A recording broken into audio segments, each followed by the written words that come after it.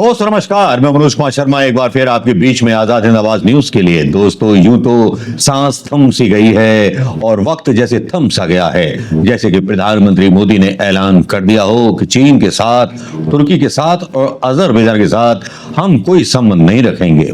ऊपर से जो भक्तों के फूफा जी हैं वो बार बार प्रधानमंत्री मोदी जी की किरकिरी कराते हुए घूम रहे हैं। अब ताजा मामला और ताजे वीडियो का मामला बताऊं उससे पहले कुछ खबरों पर गौर करूंगा सोशल मीडिया पर जो चल रही हैं। वैष्णव जी का बयान चल रहा है जिसमें वो मीडिया को धन्यवाद दे रहे हैं और साथ में बोल रहे हैं कि पाकिस्तान कभी नहीं सुधरेगा और हो सकता है कि युद्ध भी हो, लेकिन क्या ऐसे लड़ेगा पाकिस्तान? भारत विरोधी तत्वों को पहचानिए जिन्होंने देश की सेना का और देश की मीडिया का मजाक उड़ाया। देश की मीडिया का तो मजाक उड़ाया है, लेकिन देश की सेना का मजाक किसी ने नहीं उड़ाया है, जैसा कि परसेप्शन बनाने की कोशिश की जा रही है। उल्टा मीडिया की जोकर वाली हरकतें और मस्खरे वाली जो हरकतें की, जिनका मजाक जो है पाकिस्तान में भी बन रहा है, खासतौर पे जनरल बख्शी का एक मीम बना करके वायरल हो रहा है जिसमें लोग उन पर हंस रहे हैं। मीडिया की जो कारस्तानियां रहीं कि लाहौर पर कब्जा, इस्लामाबाद पर कब्जा और उसके प्रधानमंत्री गिरफ्तार, इस तरह के न्यूज चैनल ने जो हेडिंग्स चलाए थे, क्या सरकार के कहने से ही चलाए थे या सरकार के इशारे पर वो चलाए गए, जिसकी तारीफ करते हुए वैष्णव पता नहीं क्या क्या अंट बोल रहे हैं।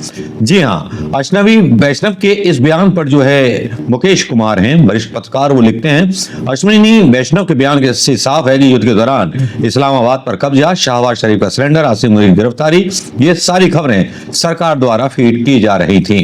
क्योंकि ये वक्तव्य कहा है अश्विनी ने ऑपरेशन सिंदूर के दौरान देश के तमाम न्यूज चैनलों ने शानदार कवरेज की।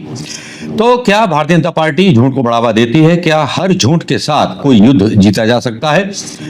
हो सकता है कि महाभारत जीता गया हो, इस झूठ के साथ अश्वत्थामा मर गया। केवल धर्मराज युधिष्ठिर को एक दिन के लिए नरक जाना पड़ा था इसी झूठ को बोलने के लिए। और भारत ने कभी भी कोई जंग गोदी मीडिया के झूठ के दम पर नहीं जीती है। 71 का इतिहास भी कलंकित करने को ललायित था ये गोदी मीडिया। उस इतिहास के सुनहरे पन्नों पर जंग या सीलन या दीमक लगा रहा था अपनी झूठी खबरों से, अपनी उन विश्वास से, जो एक विश्वास होता है किसी भी व्यक्ति का, अपने उस विश्वास को बहुत गहरी चोट पहुंचा रहा था जो देश के एक मीडिया का, एक स्वतंत्र लेखनियों का बना हुआ था। कहते हैं कि गेहूं के साथ घुन भी पीसे जाते हैं, लेकिन यहाँ अपनी उस बेवकूफी और मूर्खता का परिचय दिया। सरकार के कहने पर मीडिया खुद जोकर जैसा नजर आया। मस्खरा मीडिया मस्खराई करता रहा और झूठी खबर भी चलाई कि फियादीन हमला हुआ, ये हुआ, ऑपरेशन की डिटेल लीक हुई। और इसी गोदी मीडिया ने कर्नल सोफिया के अपमान पर गंभीर सवाल उठाए।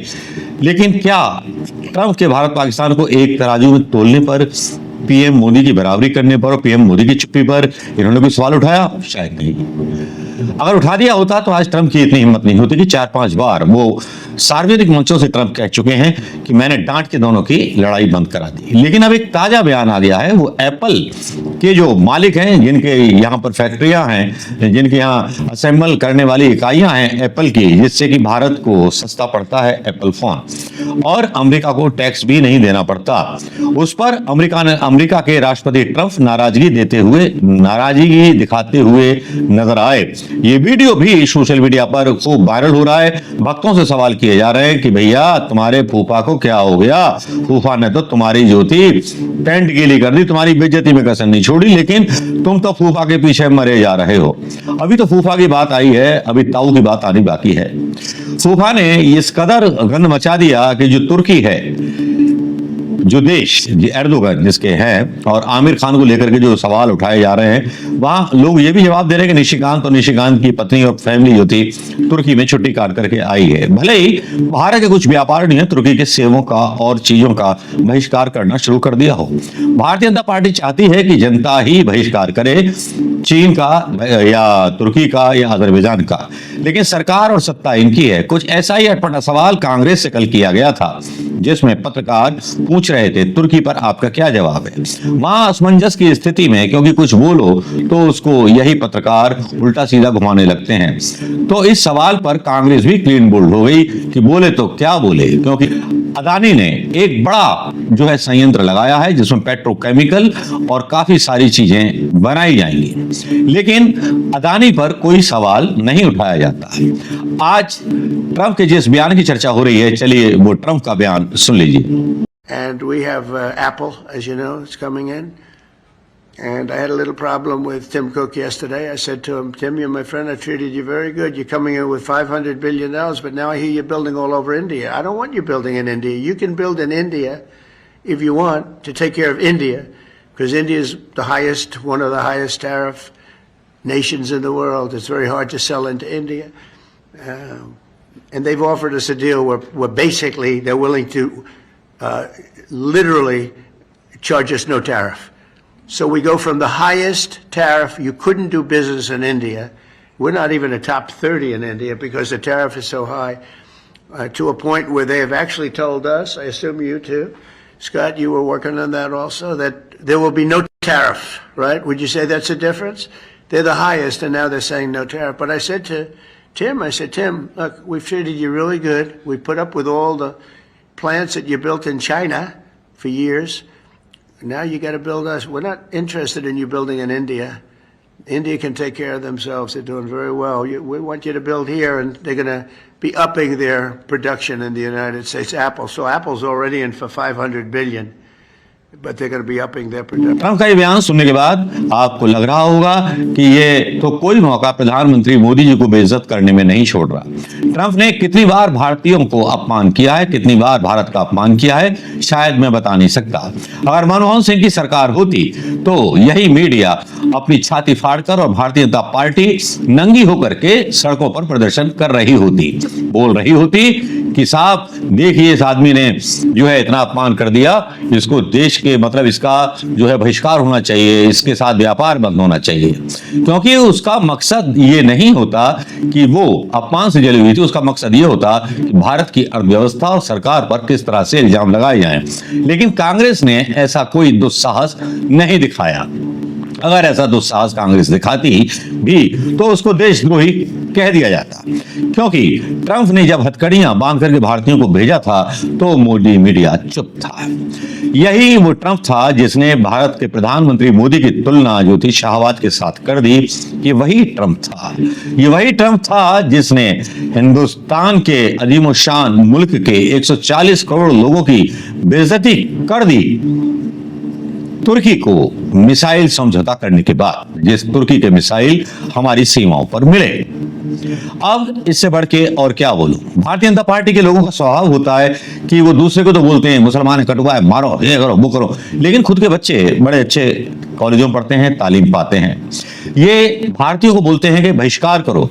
एक ने तो मूर्खतापूर्ण खबर डाली है, दैनिक भास्कर में मूर्खतापूर्ण खबर डाली है कि 250% जो है पर्यटकों ने कैंसिल करा दी टिकटें तुर्की की। भाई 100% तो सुना था, ये 250% क्या होता है? मतलब आंकड़ों को खिलाना, मतलब जो पढ़ रहे हैं लोग, इसका मतलब मीडिया वाले और प्रिंट मीडिया वाले जानते हैं कि शिक्षा का स्तर इतना गिरा दिया है कि जो लोग पढ़ रहे होंगे 250% सुनेंगे तो सोचेंगे कि हाँ, भारत ने कितना प्रतिबंध लगा दिया या मोदी जी ने कितना प्रतिबंध लगा दिया। लेकिन प्रधानमंत्री मोदी की बात करें तो वो कहीं गुमनामी के अंधेरों में खोए हुए हैं। गाहे बेगाहे चुनावी मंचों पर उनका पता मिल जाता है। वो चीन के बारे में भी नहीं बोल रहे। चीन जिसने अरुणाचल की 22 जगहों के नाम बदल दिए। इस पर मोदी मीडिया को जैसे सांप सूंघ गया है। उसके गले में गिल्ली अटक गई है या बॉल अटक गई है, कह नहीं सकते। लेकिन यहां सब चुप है, क्योंकि हिंदुस्तान में विश्व गुरु का राज है और विश्व गुरु के बिना कोई भी खड़क सिंह खड़क नहीं सकता। लेकिन यहां खड़क सिंह चीन के भी खड़क रहे हैं, तुर्की के भी खड़क रहे हैं, अजरबैजान के भी खड़क रहे हैं, और जो तुर्की अजरबैजान के खड़क सिंह हैं उनके साथ तो अदानी डील कर रहे हैं पेट्रोकेमिकल की और सबकी। ये न्यूज सरेआम सोशल मीडिया पर जब आती है तब पता चलता है कि हमारा भारत का मीडिया देश के लोगों को सच्चाई नहीं दिखाता। इसीलिए अश्विनी वैष्णव जी उनको बधाई दे रहे थे और मोदी मीडिया के कृत्यों पर सवाल उठाने वालों को वो गद्दार और राष्ट्र विरोधी बता रहे थे। अगर राष्ट्र विरोधी थे तो अटल बिहारी वाजपेयी सबसे पहले राष्ट्र विरोधी थे, जिन्होंने सन 62 में नेहरू जी के युद्ध पर सवाल उठाए थे, तब नंगा नाच कर रहे थे ये लोग।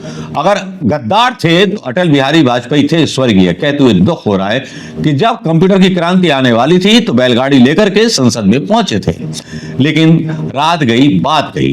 अपने उन अपराधों को याद नहीं करेंगे जो राष्ट्रद्रोह से प्रेरित होकर के कांग्रेस की सरकार के खिलाफ भारतीय जनता पार्टी ने किए थे। लेकिन यहां राहुल गांधी अगर बिहार जाते हैं तो उनका विरोध और उन्हें रोकने की कोशिश की जाती है। लेकिन बात ट्रंप की है और चाइना की है, और बात है तुर्की के बहिष्कार की। तो सरकार ने अभी तक ना तो तुर्की ना चीन इस पर कोई एक्शन लिया है। अमेरिका की तो बात ही आप छोड़ दीजिए, क्योंकि ट्रंप ने सीधा सीधा चमाटा प्रधानमंत्री मोदी के मुंह पर मारा है। क्यों भक्तों, मैं सही कह रहा हूं या गलत कह रहा हूं? ये हवन कराना है ट्रंप के नाम का, ट्रंप की जीत, क्या गाना गाना है? ये वही गद्दार ट्रंप है जिसने हिंदुस्तान, और ये वही अमेरिका है जिसको कभी हिंदुस्तान ने घास नहीं डाली। इंदिरा गांधी ने इसको जूते दिखा करके काबू में रखा था, और प्रधानमंत्री मोदी जी ट्रंप का प्रचार करने, नमस्ते ट्रंप करने पहुंच जाते हैं। प्रधानमंत्री नमस्ते ट्रंप कितना हुआ कितना नहीं हुआ, लेकिन नमस्ते व्यापार तो हो गया है। भारत की ऐसी की तैसी हो गई है। सबसे ज्यादा व्यापार भारत, मैंने कल का एक वीडियो भी डाला था, उसे आप गौर से देखिएगा, उसका लिंक भी यहां डालूंगा। लेकिन अब सवाल ये उठते हैं दोस्तों कि आम लोगों से तो बोला जाता है कि बहिष्कार करो बहिष्कार करो, लेकिन क्या ये बहिष्कार कर पाते हैं? इनकी तो इतनी हिम्मत नहीं होती। यहां बड़ी मजाक उड़ती है गवर्नमेंट की। मजाक इसलिए उड़ती है क्योंकि अचानक से खबर चलती है कि तुर्की की मीडिया का और चीन के मीडिया का और अजरबैजान की मीडिया का भारत ने बहिष्कार कर दिया। लेकिन लोग जब खोलते हैं तो उसके बाद देखते हैं कि साहब वो तो चल रहा है चाइना का न्यूज चैनल ग्लोबल टाइम्स और तुर्की पर करारा प्रहार, ये पूरी खबरें फैलाई गई। लेकिन ये चैनल बरकरार हो गए, TRT वर्ल्ड अजरबैजान का और एक ग्लोबल टाइम्स। इसी को लेकर के जब बैंड लगा था तो रूबी का लियाकत ताल ठोक के बोल रही थी, देखो कैसा जवाब दे दिया। लेकिन ट्रंप जो है भारत पर कोड़े बरसा रहे हैं। भारत की जमीन पर अमेरिका सेना के जहाज उतारे, टैरिफ को लेकर के भला बुरा कहा, व्यापार का लालच देकर बाहर रखवाने की बात की, दुश्मन देश तुर्की के साथ मिसाइल का सौदा किया, एप्पल के CEO को धमकाया और कहा भारत में आईफोन मत बनाओ। क्या प्रधानमंत्री मोदी जी ने दही पी लिया है या मौन व्रत पर है? वो 56 इंची व्यक्ति जो इंदिरा गांधी और नेहरू जी के बारे में अर्गनल बयान देता है, क्या उसकी जुबान पर छाले हो गए गर्मी के सीजन में, या दही की जरूरत है? जो बोला नहीं जा रहा, या मुंह में सूजन आ गई है, या गले की नसों में सूजन आ गई है भारत पाकिस्तान के युद्ध के बाद? जो ट्रंप जितनी बेइज्जती हिंदुस्तान की कर रहा है, राष्ट्र भक्तों बता दो कम से कम, जितनी बेइज्जती कर रहा है और तुर्की के साथ खुद डील कर रहे हैं अंबानी, और अंबानी ट्रंप के साथ ही मिलते हैं। क्या संदेश ले जाते हैं? क्यों मिलते हैं? क्या पड़ी है अंबानी को मिलने की उससे? जबकि भारत विरोधी कार्य ट्रंप कर रहा है और हमारा मीडिया ये दावा कर रहा है, मतलब जो देशभक्तों को जहां पर होना चाहिए इकट्ठा, वहां इकट्ठे ना हो जाएं, सच्चाई पता ना चल जाए। सच्चाई तो पता चल जाती है, लाख छुपाना चाहो नहीं छुप सकती। खुशबू आ नहीं सकती कागज के फूलों से, सच्चाई छुप नहीं सकती बनावटी उसूलों से। ये एक बहुत पुरानी कहावत है दोस्तों। तो आप भक्तों आप तय कीजिए कि राष्ट्रद्रोही कांग्रेस है या बीजेपी के लोग? कौन है राष्ट्रद्रोही? कहां मिलते हैं ये लोग जो सच्ची बात सुनने को तैयार नहीं, जिनका ज्ञान केवल व्हाट्सएप यूनिवर्सिटी तक सीमित है? सवाल छोड़े जाता हूं कमेंट के लिए, जवाब जरूर दीजिएगा। चलते चलते बता दूं, राफेल के सोर्स कोड पर राजनाथ सिंह जी ने एक कमेटी गठित की है जिसमें रिटायर्ड चीफ जस्टिस और कई लोगों को उसमें शामिल किया गया है। डिटेल कल बताएंगे कि राफेल सोर्स कोड देने से कैसे मना किया था। ये वीडियो वायरल भी हो रहा है और इसमें जानकारी थी। और ये मैं आपको बता दूं, इसके बारे में भी जब मैंने ये वीडियो बनाया था तब भारत पाक टेंशन कुछ भी नहीं हुई थी। हाँ, मोदी जी से सवाल किए जा रहे थे कि बदला कब लोगे, लेकिन जैसे स्ट्राइक शुरू हुई तो मैंने इस वीडियो को अनलिस्टेड कर दिया था, और जब लड़ाई खत्म हुई तब मैंने इस वीडियो को लिस्टेड किया, और उसके बाद आप लोगों का भरपूर प्यार उस वीडियो के लिए मिला। वहां पर आप लोगों के आने वाले कमेंट मेरा मार्गदर्शन कर रहे हैं, करते रहेंगे। और आपका बहुत बहुत शुक्रिया दोस्तों। नमस्कार, जय हिंद।